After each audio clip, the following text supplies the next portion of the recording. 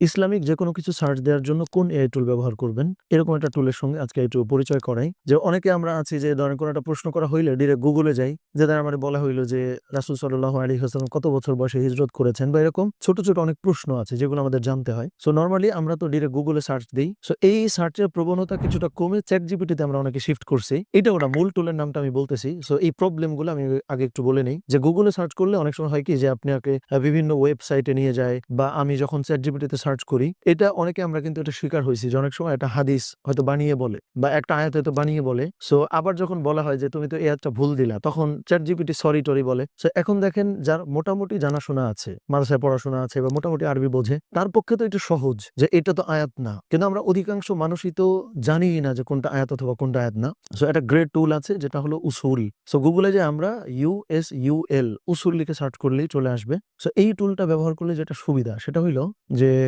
নামটা থেকে কিন্তু বুঝতে পারতেছেন উসুল মানেই কি? রেফারেন্স। যে এইটা কোত্থেকে আসছে বা এরকম কিছু এবং ওয়ার্ডটাও তো আরবি ওয়ার্ড। সো ইসলামিক যেকোনো কিছু সার্চের জন্য আমি হচ্ছে এইটাকে সবথেকে বেশি প্রায়োরিটি দেই।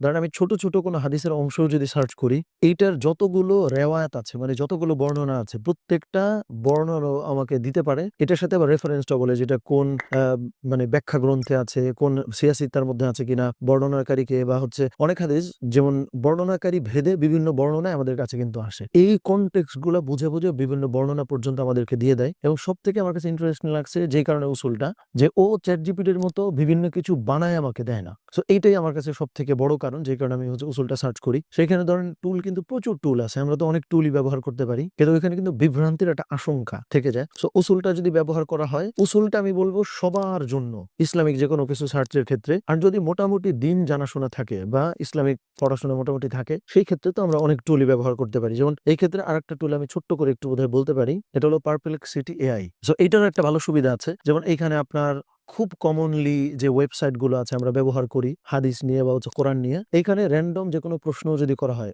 মানে Perplexity AI এইটাও আমাদেরকে একদম ওই যে অথেন্টিক যেকোনো সোর্সের সাথে কানেক্ট করিয়ে দেওয়ার চেষ্টা করে। বাট এটা মোটামুটি জানা থাকলে আপনি ভরসা করতে পারবেন। কিন্তু একদম জানাশোনা যাদের নাই আমি বলি যে নিশ্চিন্তে উসুলটা ব্যবহার করা যাইতে পারে। আমি চেষ্টা করব যে আমাদের হচ্ছে আলোচনা কোথাও লিঙ্কটা একটু এড করে দিতে। যে উসুল AI ব্যবহার করব আমরা যেকোনো প্রশ্নের ক্ষেত্রে, বিশেষ করে ইসলামিক প্রশ্নের ক্ষেত্রে। আর র‍্যান্ডম নানাবিধ পারপাসে তো আমরা গুগল বা ChatGPT ব্যবহার করতেই পারি।